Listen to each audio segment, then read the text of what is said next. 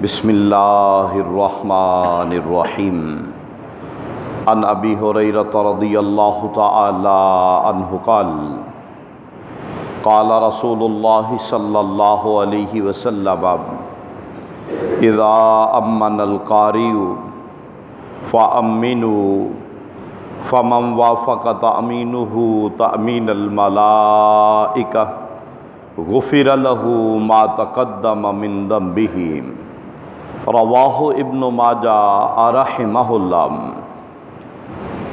جناب سیدنا ابو ہریرہ رضی اللہ تعالی عنہ بیان فرماتے ہیں کہ پیارے رسول صلی اللہ علیہ وآلہ وسلم نے ارشاد فرمایا کہ جب امام آمین کہے تو تم بھی آمین کہا کرو، اور جس شخص کی آمین فرشتوں کی آمین سے موافقت کر گئی اس کے سابقہ تمام گناہوں کو معاف کر دیا جائے گا۔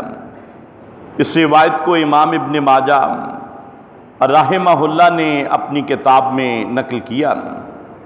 نماز میں آمین سورۃ الفاتحہ کے بعد جہری نمازوں میں اونچی آواز سے کہنا، اس کے بارے میں احادیث مبارکہ آپ کے سامنے بیان کی جا رہی ہیں کہ آپ صلی اللہ علیہ وسلم نے فرمایا کہ یہودی تم سے بہت زیادہ حسد کرتے ہیں کہ تم نماز میں اونچی آواز سے آمین کہتے ہو، تم سلام کرتے ہو۔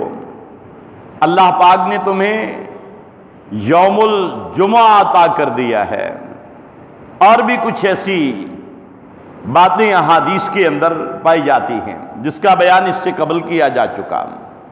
اب یہ دوسری حدیث مبارکہ ہے کہ جناب سیدنا ابو ہریرہ رضی اللہ تعالیٰ عنہ آپ بیان فرماتے ہیں کہ پیارے رسول صلی اللہ علیہ وسلم نے فرمایا کہ جب امام آمین کہے، اس کا مطلب کیا ہوا کہ امام اونچی آواز میں قرات کر رہا ہے اور امام آمین کہے تو تم آمین کہو، مطلب امام اونچی آمین کہے گا تو ہمیں پتہ چلے گا کہ امام آمین کہتا ہے کہ نہیں کہتا۔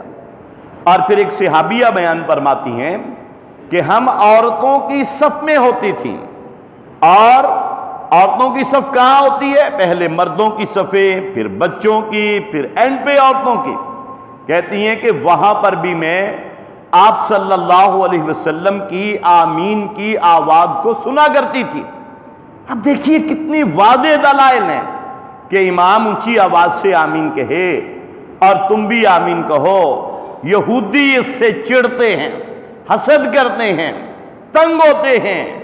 یہ کتنی واضح احادیث صحیح، اور اس حدیث مبارکہ کو جو ابھی آپ کے سامنے بیان کی ہے امام بخاری رحمہ اللہ نے بھی اپنی کتاب کے اندر نقل کیا، اور فرمایا پھر ملے گا کیا؟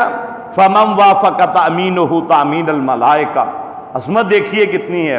یہاں پہ امام آپ کی اس مسجد میں وَلَضَّالِّينَ کے بعد آمین کہتا ہے، آسمانوں پہ فرشتے بھی آمین کہتے ہیں، آسمانوں پہ فرشتے بھی آمین کہتے ہیں۔ آپ صلی اللہ علیہ وسلم نے فرمایا کہ جس بندے کی آمین فرشتوں کی آمین سے موافقت کر گئی، غفر لہ ما تقدم من ذنبہ، فرمایا اس کے سابقہ سارے گناہ اللہ ذو الجلال والاکرام معاف کر دیتے ہیں۔ کتنی بڑی عظمت کی بات ہے۔ ہم محض اس بنا پہ کہ جناب فلاں فرقہ آمین کہتا ہے اونچی ہم نہیں کہیں گے، فلاں کہتا ہے ہم نہیں کہیں گے۔ او بھائی، اگر اللہ کے نبی صلی اللہ علیہ وسلم سے صحیح احادیث سے ثابت ہو گیا ہے تو فرقوں کو چھوڑیے، آپ صلی اللہ علیہ وسلم کی آپ کی اطاعت کیجئے، آپ کی اتباع کیجئے، صحابہ اور صحابیات کے طریقے پہ چلیے، اور اپنے سابقہ سارے گناہ دیکھیے۔ اللہ کی رحمت، اللہ تعالیٰ کا اپنے بندے سے پیار کہ آمین چھوٹے سے لفظ ہیں، آدھے منٹ سے بھی کم وقت میں آپ کہہ دیتے ہیں، لیکن سنت کے مطابق جب کہیں گے اللہ کو یہ آمین کہنا اتنا پیارا لگتا ہے کہ ہمارے سارے گناہ معاف ہو جاتے ہیں۔ مجھے سمجھ نہیں آ رہی تھی کہ فرشتے یہ یہودی کیوں حسد کرتے ہیں، یہ آمین اتنی بڑی کون سی نعمت ہے کہ یہودی حسد کرتے ہیں۔ لیکن جب ہم بخاری شریف کی یہ حدیث پڑھتے ہیں کہ جب آمین کہتے ہیں، اب یہودی سمجھتے ہیں کہ ان کے تو سارے گناہ معاف ہو گئے، پھر ان کو حسد ہوتا ہے دل میں کہ یہ تو آمین کہہ کر ہی اپنے سارے گناہ معاف کروا لیتی ہے یہ امت۔ اور آپ نے فرمایا یہ اللہ نے ساری امتوں کو موقع دیا تھا، لیکن یہ کن کے حصے میں آئی سعادت؟ اس امت کے حصے میں آئی کہ اللہ پاک نے ان کو آمین جیسی دولت اور تحفہ جو ہے وہ عطا کیا ہے۔ لہذا فرقہ بندی کی وجہ سے، تعصب کی بنیاد سے آپ اس عظیم سنت سے محروم مت ہو جائیے۔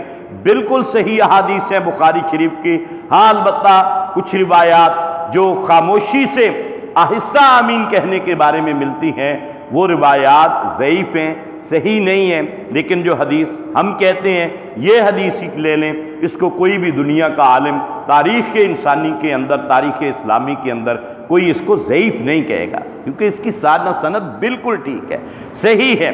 اور پھر میں نے ذکر کیا تھا کہ سورۃ الفاتحہ پڑھنے کی بھی دلیل اس حدیث کے اندر ہے کہ اگر آپ سورۃ الفاتحہ ظہر کی نماز میں پڑھیں گے ہی نہیں، آپ کیسے آمین کہیں گے؟